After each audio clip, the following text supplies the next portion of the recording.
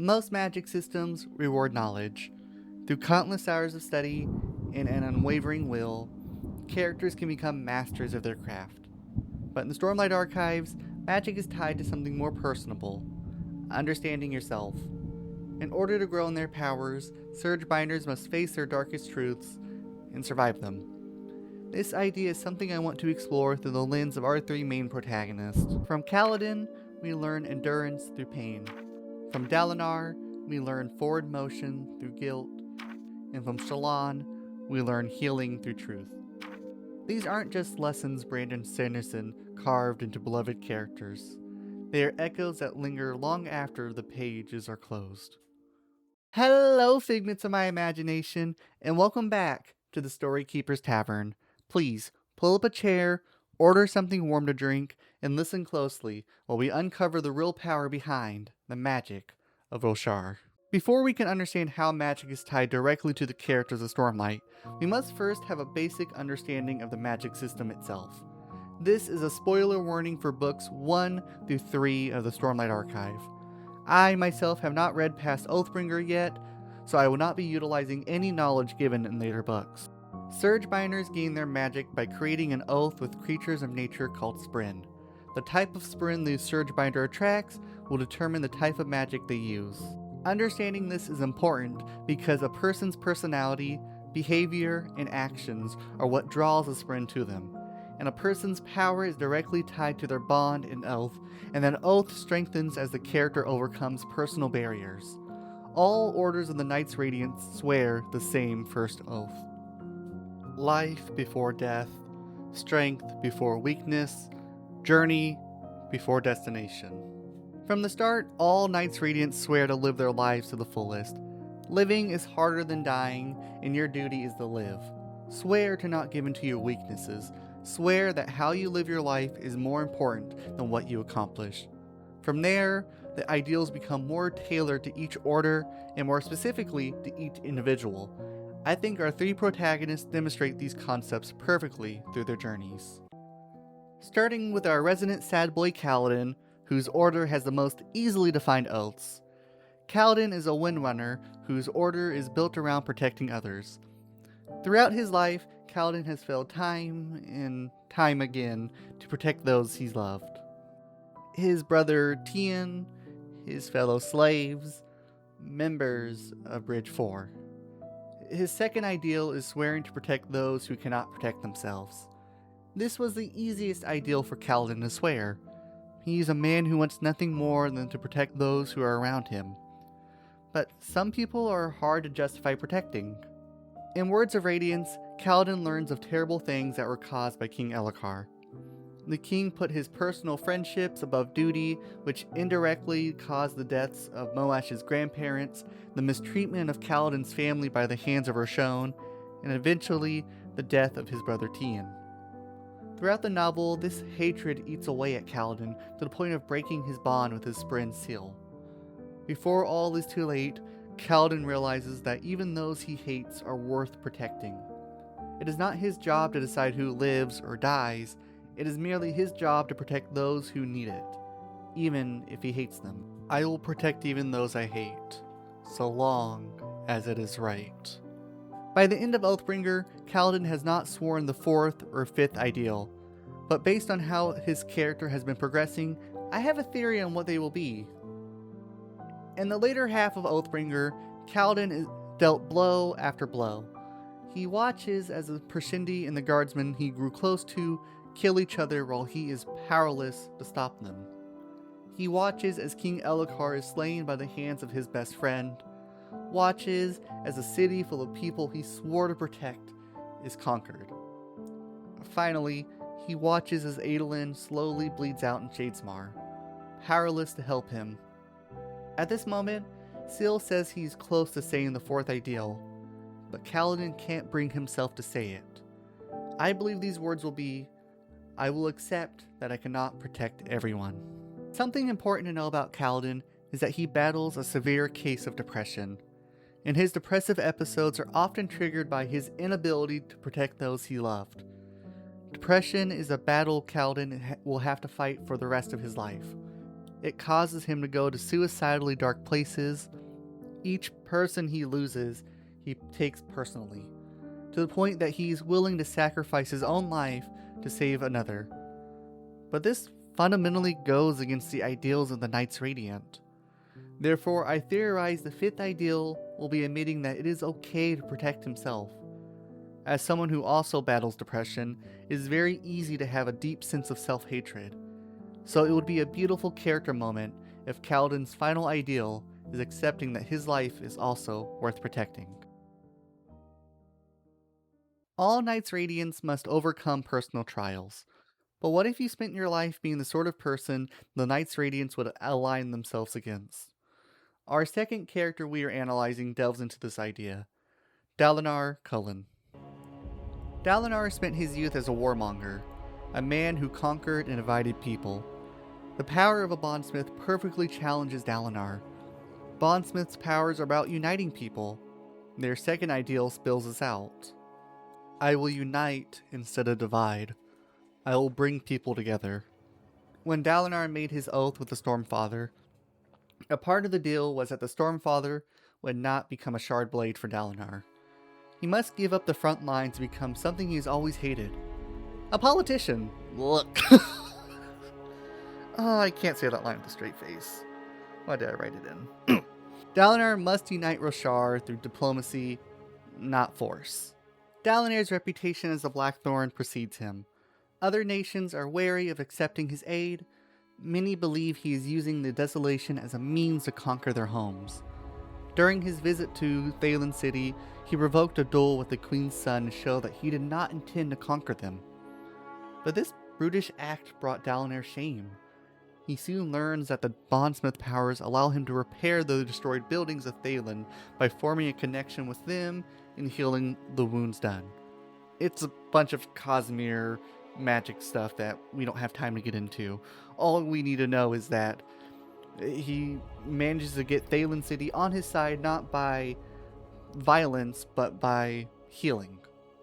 But Dalinar will never truly be able to unite Roshar unless he heals the wounds he has hidden inside. In Oathbringer, we learn of Dalinar's past sins. His days on the battlefield made him addicted to the thrill, a supernatural bloodlust the Yothethi feel in combat. Blinded by rage and the thrill, he burned down the city of Rathalos, causing the death of every man, woman, and child. All the death and destruction breaks him. He breaks even worse when he learns that his wife was in the city and there was nothing he could do to save her. He sentenced her to a slow, painful, fiery death. During his fight against Odium in Thaylen City, Odium tries to take responsibility for Dalinar's actions, but Dalinar refuses to let Odium have his pain. His power doesn't come from becoming a better man, it comes from admitting he wasn't a good one to begin with. It comes from not blaming his actions on anyone else, but from accepting his mistakes and his atrocities as his own. Dalinar, what is this? You cannot have my pain. Dalinar, You cannot have my pain. be sensible. I killed those children. No, it was... I burned the people of Rathalos. I was there, influencing you. You cannot have my pain! Only through accepting the responsibility for his pain, and accepting that he was not always a good man, does Dalinar regain their strength to save the city. In this moment, he speaks the third ideal of the bondsmith. I will take responsibility for what I have done, and if I must fall, I will rise each time a better man. Again, his magic grows more with each personal barrier he overcomes.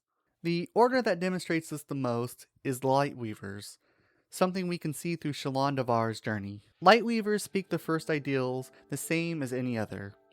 Where the order differs the most is that the rest of the ideals are not based around specific themes, but instead are about admitting personal truths about themselves. But this is not easily done. We keep our secrets closely guarded because we feel it's safer than letting them come to life. Few are better at this than Shallan. In order to hide the painful secrets of her past, she creates altars who can guard them.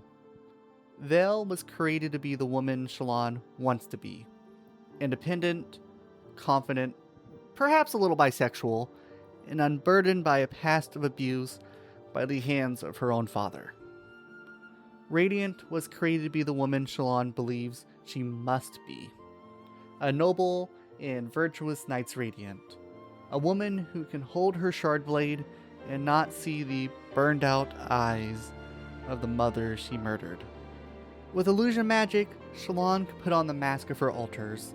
She could hide the hurting girl and show the world what she wants them to see. And it works. Mostly. Time and time again, characters are hard-pressed to figure out which mask is the real Shallan. They don't stop to consider that the question might be wrong. There isn't one real Shallan hidden beneath the mask. Only one mind expressing itself in different ways. The only way for Shallan to advance is to reopen the parts of herself she desperately wants to bury. Her journey throughout the first 3 books has been trying to uncover the truths she buried inside. And this is not an easy feat. The abuse she suffered and the fact that she's the cause of her parents' deaths is too much for anyone to bear. But her light-weaving ideals, like any good therapist, forces her to lay these events out on the table and accept them as hers. One of my favorite quotes in the series is when Hoyd talks to Shallan at one of her lowest points. Accept the pain, but don't accept that you deserve it. Similar to the bondsmiths, Shallan must accept the pain of the past and the truths that come with it. But accepting the pain does not mean she deserved it. For Lightweavers, truth is power. Each ideal forces Shallan to stop hiding behind another mask and to confront the parts of herself she desperately wants to bury. Healing is painful, but avoidance will only cause more pain. Healing does not come from pretending the wounds never existed. It comes from facing them, accepting them, and ultimately learning that even broken people are still worthy of love. I just really love these stories and the lessons that are taught. These books are not perfect, but none of us are. And that just makes them feel so much more real. Stormlight doesn't give its characters power for being strong. It gives them power for being honest. And that's one of the hardest things any of us can do. So just remember, life before death, strength before weakness, journey before destination. These words are accepted. Oh, well, I guess that's a thing now. Stay safe, Radiance, and I hope you have an absolutely lovely day. Bye! Wait, before you go, can we just take a second and talk about how soul casting is just gaslight magic? I mean, you are taking an object and gaslighting it into believing it is something else.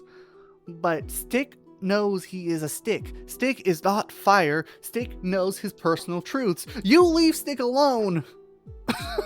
Sorry, this last part is very unscripted and last minute, but I just wanted to take an extra second and say thank you for watching this. I'm hoping I can release more videos like this every month. This one has been taking me a long time to record. Actually, this is probably the 3rd or 4th time I have recorded it, trying to find my voice and just getting over my perfectionism that I put on myself. I'm very much a Patrick Rothfuss when it comes to my creative work, and I need to overcome that and just dig myself out of my creative burnout and make something. And that's what I'm hoping this can be.